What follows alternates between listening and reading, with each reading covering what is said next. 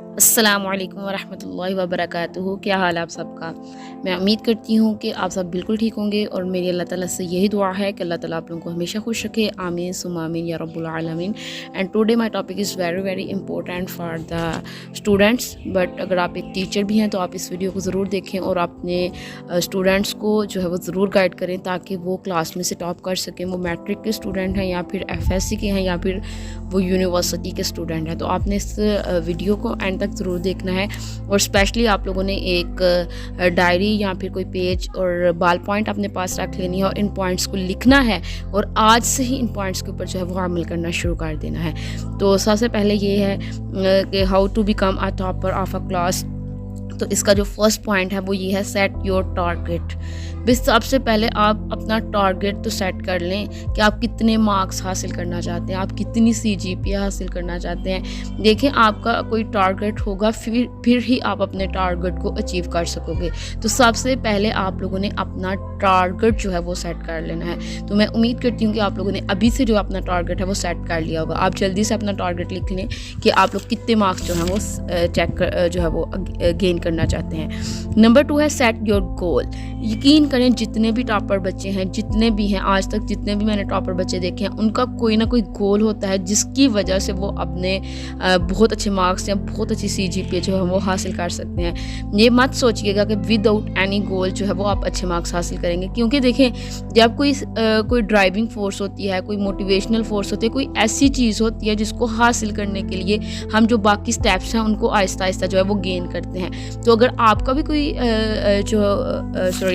आप लोगों का कोई गोल अगर बड़ा है तो फिर आप लोग जो है वो उसको अच्छे तरीके से जो है उन स्टेप्स को जो है वो क्या करेंगे, पार करेंगे। तो इसलिए अपना गोल ज़रूर सेट करें कि आप क्या बनना चाहते हैं और आप किसके लिए स्टडी कर रहे हैं और आप क्यों मार्क्स अच्छे हासिल करना चाहते हैं। नंबर 3 ये है प्रिपेयर योर सिलेबस।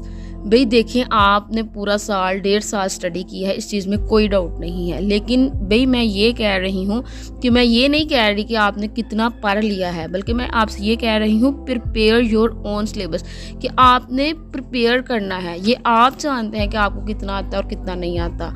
ये देखें ये नहीं है कि हमारी रिवीजन कितनी दफ़ा हो गई है, हमने टेस्ट कितने दे दिए, क्विज़ कितने दे दिए, बल्कि ये डिपेंड करता है कि आपको कौन सी चीज़ आती है और कौन सी नहीं आती। आज ही ये चीज़ें लिखें कि मुझे ये चीज़ आती है और ये नहीं आती और मैंने इसके ऊपर ज़्यादा फोकस करना है। ये आप खुद जानते हैं कि मुझे किस सब्जेक्ट में ज़्यादा महारत हासिल है और किस में नहीं है। इसलिए आपने ज़रूर ज़रूर ज़रूर जो है वो अपना जो सिलेबस आपको नहीं आता वो अच्छे तरीके से प्रिपेयर कर लेना है।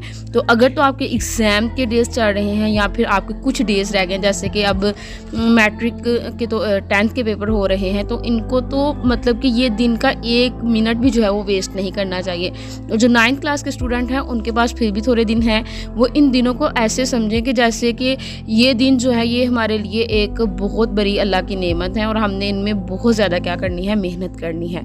Number 4 make your paper presentation best.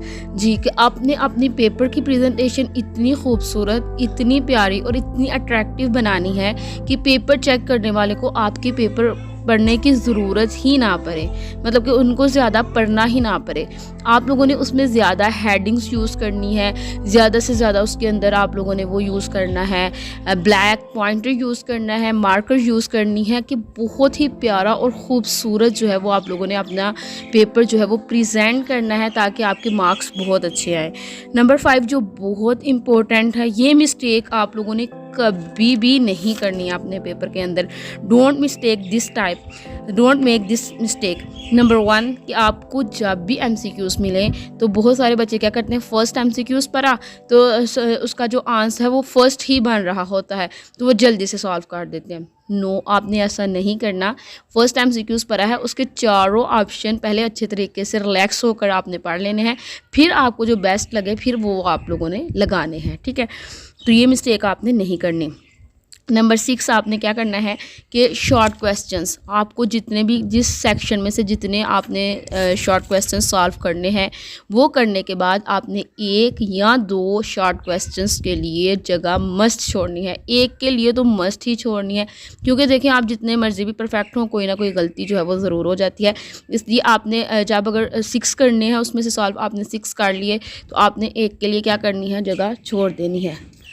और मैं आप लोगों को ये बता रही थी कि जितने शॉर्ट क्वेश्चंस आपने सॉल्व करने हैं उतने पहले कर लेने हैं। मतलब अगर 5 करने हैं तो हर क्वेश्चंस में से 5 या 6 करने के बाद आपने जो है वो 1 या 2 के लिए स्पेस जो है वो छोड़ देनी है, वो जगह छोड़ देनी है, ठीक है।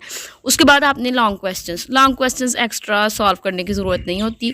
आप लोगों ने लॉन्ग जितने उन्होंने कहा हुआ है उतने ही करने हैं, और लॉन्ग क्वेश्चन सॉल्व करने के बाद जो जगह बच गई थी उधर आपने शॉर्ट क्वेश्चंस कर लेने हैं, ज़रूर करने हैं आपने जी। नंबर 7 जो है लॉन्ग क्वेश्चंस जो है वो आपने बहुत अच्छे तरीके से जो है वो सॉल्व करने हैं, और स्पेशली वो लॉन्ग क्वेश्चंस आपने अटैम्प्ट करने हैं जिनकी आपने पहले भी प्रैक्टिस की है और उसके अंदर कोई ना कोई डायग्राम है, कोई डेरिवेशन है, जिसके अंदर हेडिंग्स ज़्यादा हैं, जो थोड़ा ज़्यादा लेंथी है।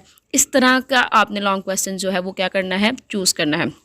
एक और मैं आपको बात बताऊं कि फॉर एग्जांपल आपने, जाहिर सी बात है टाइम मैनेजमेंट तो आप करेंगे इंशाल्लाह, वो तो आपने ज़रूर करनी है। टाइम मैनेज अपनी वॉच साथ लेकर जा रही हैं तो टाइम मैनेजमेंट के लिहाज से अगर खुदा ना खास्ता कभी ये गलती हो जाए कि एंड पे जो है वो टाइम बहुत कम रह गया है और आपके लॉन्ग क्वेश्चंस 2 लॉन्ग क्वेश्चंस रहते हैं, तो आपको समझ नहीं आ रही कि आप क्या करें, आप सिर्फ एक लॉन्ग क्वेश्चन करें या फिर क्या करें।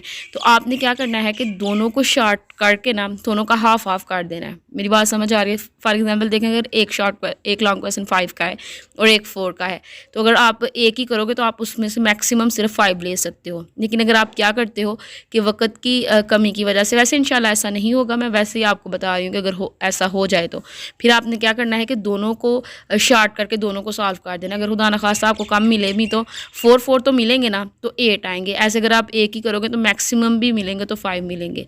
लेकिन आपने ऐसी गलती नहीं करनी कि टाइम मैनेजमेंट की वजह से या टाइम की वजह से आपके कोई क्वेश्चन रह जाए, ठीक है। उसके बाद जो आप लोगों ने करना है, मस्ट रीड योर पेपर करने के बाद पेपर बिल्कुल फ़ौरन से दे नहीं देना कि मेरा एक दोस्त चला गया या चली गई है तो मैं फ़ौरन से पेपर दे, नो। आपने अपना पेपर मस्ट रीड करना है, राइट।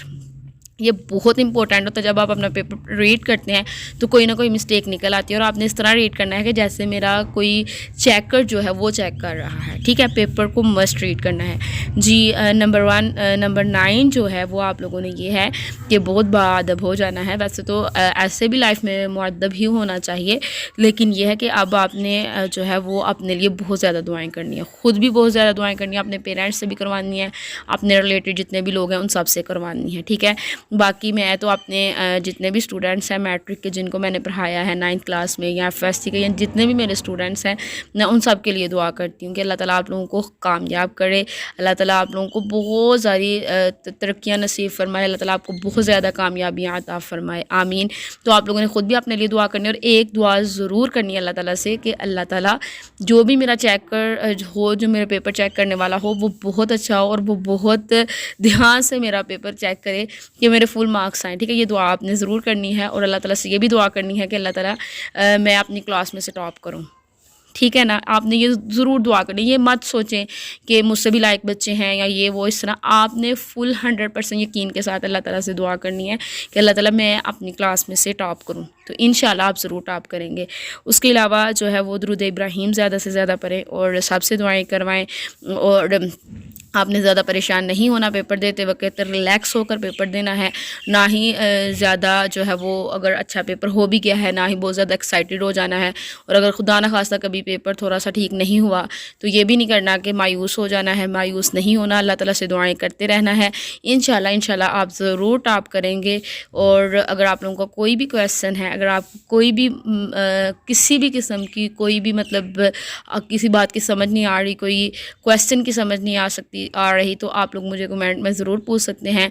और बाकी बेस्ट विशेस आप लोगों के लिए, बेस्ट ऑफ लक। अल्लाह ताला आप सबको कामयाबियाँ अता फरमाए, और अल्लाह ताला आप लोगों को बहुत ज़्यादा कामयाबियाँ अता फरमाए। Thank you so much for watching this video.